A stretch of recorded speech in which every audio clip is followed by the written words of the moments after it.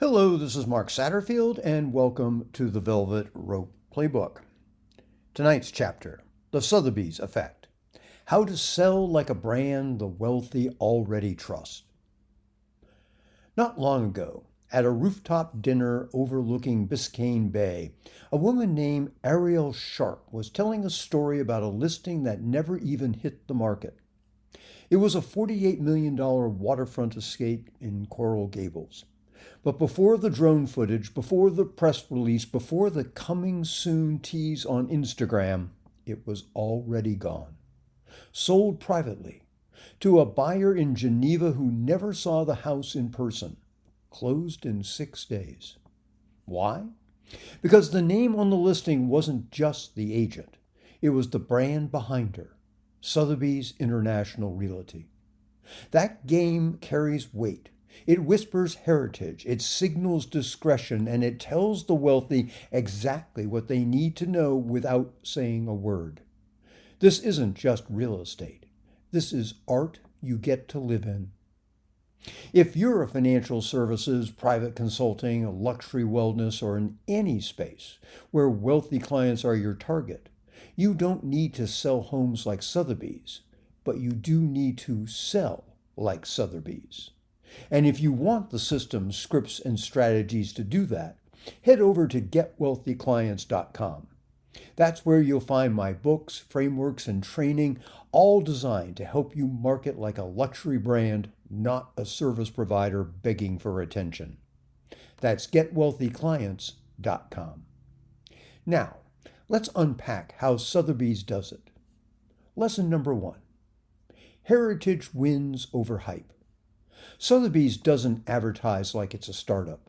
You won't find emojis, scarcity countdowns, or desperate just listed vibes. Instead, they leverage history. Since 1744, the Sotheby's name has been associated with timeless value. They don't sell property, they sell pedigree. That's what makes agents like Daniel Cavendish in Aspen so powerful. He doesn't market homes. He invites people into the legacy of mountain living, crafted with care, passed down like a portfolio.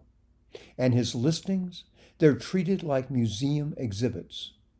Each one has a custom title, like Whispering Pines or North Star Retreat, a narrative, not a feature list, and media shot like an art film, not a commercial.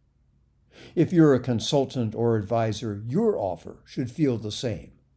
Don't list services. Create a story your client wants to live inside. Because the wealthy don't buy information. They buy narrative alignment. Which brings me to lesson number 2. Presentation is positioning. One of the quiet rules of selling to the wealthy, the packaging is the pitch. Sotheby's listings don't use cookie-cutter brochures. They use editorial layouts. Heavy paper, wide spacing, impeccable typography. And when you walk into a Sotheby's office, espresso, scented air, framed art, and no sense of urgency.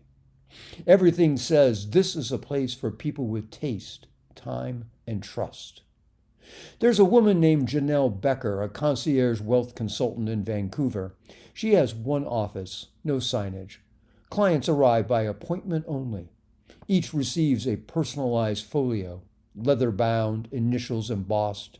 And her website? No testimonials, no pop-ups, just a 4-line manifesto and a contact button that reads, "Begin quietly." She learned the lesson Sotheby's teaches every day. When your brand environment reflects your clients' values, they don't question your price. Do you want to create the effect for yourself? Well, go to getwealthyclients.com. That's where I break down the mechanics of luxury marketing, from high-trust brand language to exclusivity-based positioning to step-by-step systems that quietly attract elite clients. Because you're not selling a transaction, you're selling an experience. That's getwealthyclients.com. Lesson number 3, sell globally, act locally. One of Sotheby's biggest advantages, its global-local duality. A property in LA might get marketed in Singapore. A buyer in Zurich might tour a Manhattan brownstone virtually because a Sotheby's agent in Geneva told them it fit their family's vibe. There's an unspoken network at work. You don't need 80 offices, but you do need to show that your influence isn't confined to a zip code. Take Elijah Rhodes, who helps family offices transition generational wealth across legal and emotional lines. He's based in London, but his content speaks to first sons of legacy in New York, Monaco, and Singapore. He doesn't localize. He elevates the client into a class, not a location. Like Sotheby's, his message is, we speak your language wherever you live. A final thought. You don't need to be big. You need to be coded right. Here's what I mean. Most professionals look at Sotheby's and think, well, I'm not a billion-dollar brand. That's missing the point. Sotheby's doesn't lead with scale. It leads with signals, heritage, taste, curation, poise, discretion. You can copy all of those in your email tone, in your website design, in how you structure offers, in how you create physical materials, and in how you make potential clients feel when they encounter your brand. Because how you sell tells the wealthy what you believe about your value. When your marketing feels elevated, calm, and deliberate, they lean in. When it feels like a pitch, they walk.